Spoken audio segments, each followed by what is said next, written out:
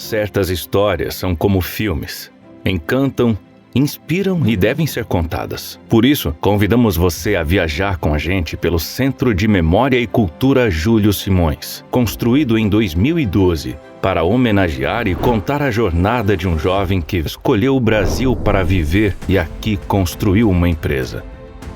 A partir daí, a história dele se mistura com a história da empresa e das pessoas que passaram aqui. A gente recebe aqui colaboradores, recebe clientes. Empresas começam com sonhos e saber como eles se tornam realidade é um grande aprendizado. Nosso desenvolvimento tem uma origem, valores, pilares e uma cultura compartilhada com a nossa gente, com clientes, fornecedores e todos que se relacionam com a gente. Esse espaço, ele conta essas histórias que transmitem esses pilares. Nosso centro de memória também tem esse objetivo. Porque a gente tem que saber de onde a gente veio, para saber para onde a gente está indo também. Fazer uma imersão muito forte nessa história de muito sacrifício, de muita determinação. A gente volta no tempo para quando ele nasceu e vai desenhando mesmo essa linha do tempo, da vida dele e depois das empresas. O centro ele é dividido por décadas para facilitar contar essa história. Eu sempre digo para os colaboradores, agora nós não vamos fazer uma visita, nós vamos fazer uma viagem do tempo e resgatar não só toda a história do nosso fundador, como a nossa própria história de vida. O centro de memória, ele passa os valores da empresa, registrando o que vai ser memória um dia. Quem dirigia esse caminhão? Júlio Simões, lá nos anos 50 e não parou mais. Honestidade, simplicidade,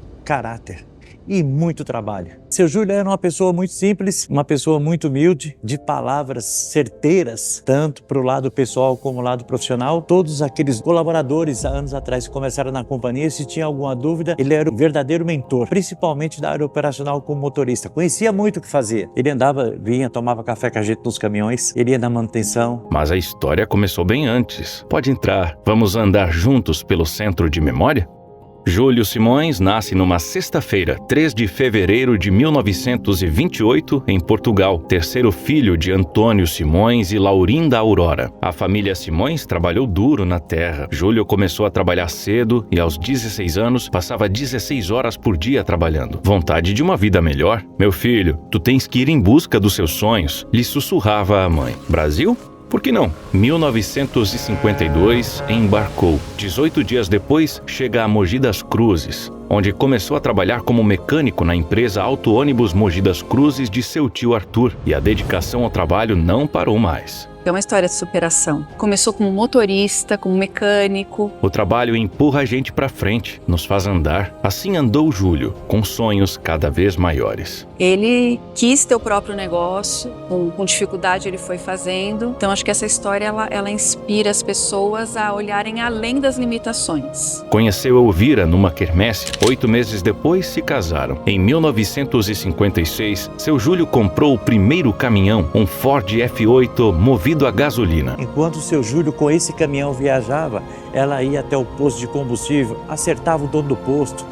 Ela ia até a borracharia, acertava lá o borracheiro. Era uma luta mesmo, começo de empresa, mas ele ainda não tinha nem escritório nessa fase. Ele estacionava os caminhões num posto aqui em Mogi, chamado Estrela. De Mogi, corre São Paulo, Paraná, Rio de Janeiro, depois Minas. E ao final da década, ele já tinha uma pequena frota de 5 caminhões. Mas a década de 60 veio com desafios. Uma segunda tuberculose e um acidente muito sério. Não podia mais dirigir caminhões, mas a sua cabeça não parava. O negócio ganhou força e assim comprou seu primeiro Scania 0 km, um sonho antigo, e em 1964 já era a transportadora Júlio Simões, e 3 anos depois já eram 15 veículos que com frequência entravam e saíam de um galpão de 300 metros na rua Ipiranga, em Mogi das Cruzes. Veio a década de 70, mais foco no negócio. Maior volume de cargas. Nos anos 70, o seu Júlio ele começa a olhar mais para o setor de siderurgia. Adquire a Transcofer. A Transcofer era uma empresa, naquela ocasião, 7 vezes maior que a minha. Em 1975, Júlio Simões torna-se cidadão brasileiro. Empresa crescendo, família crescendo. Chegamos à década de 80. Júlio já era um dos empresários mais respeitados do setor de transportes. A atenção ao negócio fez o grupo atravessar o que para muitos brasileiros seria chamada de década perdida. Na segunda metade dos anos 80,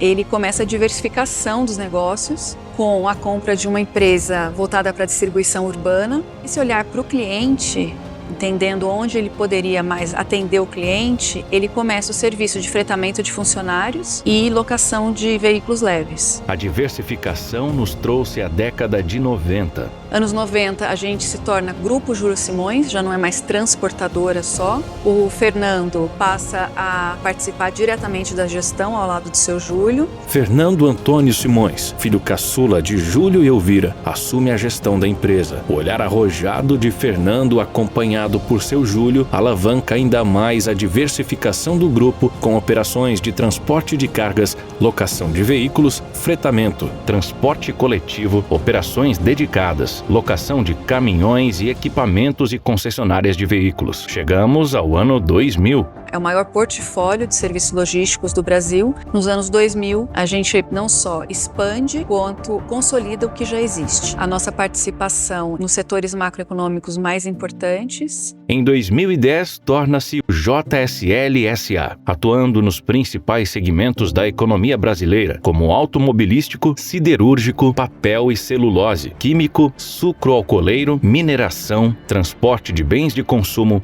setor público, entre outros. 2010 é um marco, a gente faz a abertura de capital da JSL. Essa abertura de capital, essa estrutura de governança foi muito importante para a gente se posicionar para toda essa expansão que vinha depois. Júlio Simões nos deixa em 2012, mas seu legado segue representado no Centro de Memória e no nosso dia a dia, servindo de inspiração e orgulho para quem já passou por aqui e para quem acaba de chegar. Os negócios crescem e passam a ser organizados como empresas independentes, formando um dos maiores grupos empresariais do país. Em 2020, é feita a reorganização societária e criada a Simpar, holding do grupo, presidida por Fernando Antônio Simões, com a missão de contribuir com o desenvolvimento das 7 empresas independentes: JSL, Movida, Vamos, CS Brasil, Automob, BBC Digital, CS Infra. Atualmente, já são quase 50 mil colaboradores que fazem parte dessa história, além de outros milhares que passaram e foram fundamentais para mais de 65 anos de desenvolvimento. Viu como foi bom viajar até aqui? O Centro de Memória é para mostrar essa jornada e inspirar as pessoas.